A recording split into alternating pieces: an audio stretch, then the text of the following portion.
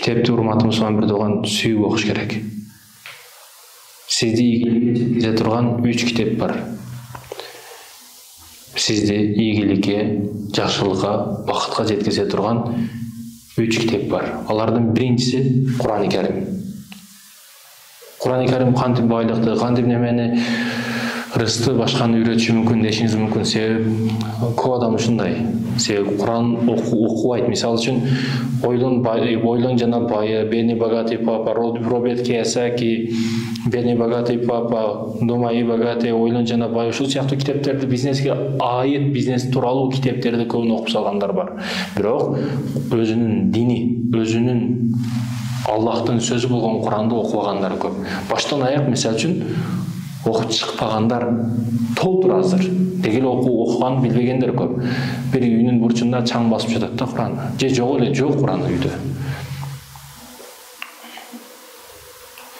Урматтуу мусулман биртуган, аракет кылышыбыз керек Кур'анды окуганга. Себеби бир китепте ушул учурдагы байлык тууралуу сырлар жазылса, Кур'ан-ы Каримде кийинки келечек муунга кандай байлык түрлөрү келет, мурдагы адамдарда байлык түрлөрү кандай болгон, бардыгын айтып берген, ачыктап берген бул Кур'ан жалгыз.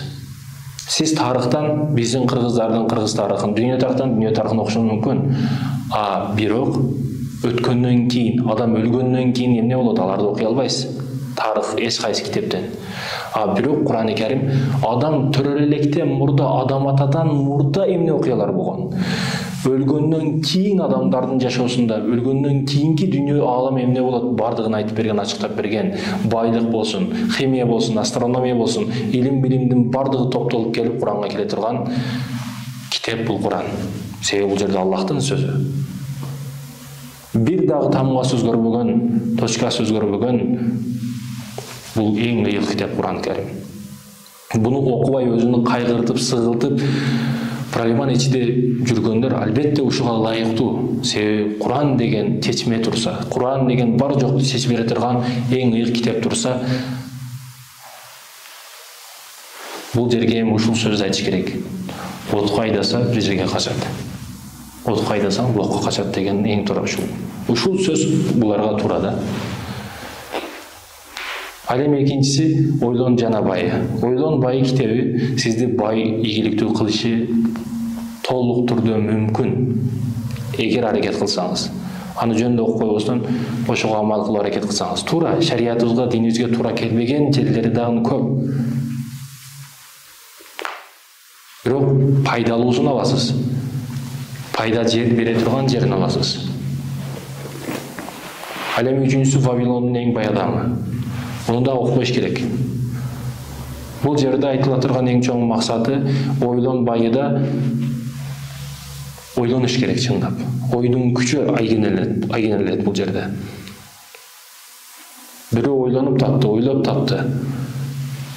Бир нерсени элге берген, бир нерсени сунуштап берген элге.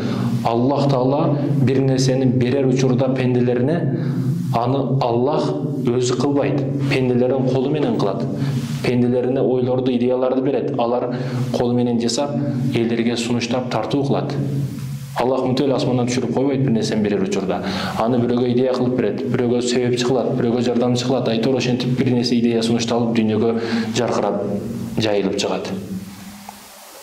Ошондой пенделердин бирөөсү сизсиз. Кудай Таала сизге миңдеген, миллиондогон идеяларды, сунуштарды, миңдеген сомдорду, миллиондогон сомдорду алып келе турган жакшы сонун бизнес идеяларды Кудай Таала берип атат, сиз өзүңүз аракет кылбай атасыз. Буга жөнөкөй мисал сүйлөшкөндө, кесип курдош достор менен кафеде болсун, жакшы идеялар сүйлөшөсүздөр, кеңешесиздер. Мындай кылса ушунча акча түшөт, мындай кылса бул ушундай досум ушундай бизнес кылып болуп кетиптир деп сүйлөшөттөр, бирок эртеси күнү кайра эле өзүнүн жумушун ачышат. Баягы идеялар калып кетет. Айлыкка гана иштеп калган. Албетте байлар кедей, байлардын жан дүйнөсү кедей, өздөрү бир нерсе беришти каалабайт, жок. Мен ойлойт элем алар көп нерсени берет. Себеби биз бай тааныштар, бай достор дагы бар, Кудайыма шүгүр. Кедей достор да дагы бар.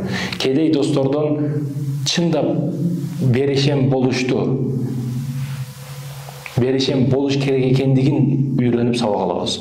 Ал эми бай достордон, урматтуу мусулман бир тууган, тырышпаш керек деген. Тырышпастан өзгөгө көсөм коюп тыйынды тыйынга коюш керек деген түшүнүктөн алысташ үчүн алардан сабак алабыз. Албетте өйдө төмөн ылдый кээде ушундай. Бирок мусулман адам ар дайым ортонадан да аракет кылыш керек. Аракет кылышыбыз керек. Албетте бул китептерди окуш керек. Себеби Куранда эң биринчи түшкөн аят окуду атат. Биз эмне үчүн окуйбуз? Пайгамбарыбыздын көптөгөн хадистерди окууга чакырса, илимге чакырса эмне үчүн окуйбуз? Бүгүн мотивацияны тукту көбү туура эмес берип коюп атат. Деги эле биз хадистерди дагы туура эмес түшүнөбүз.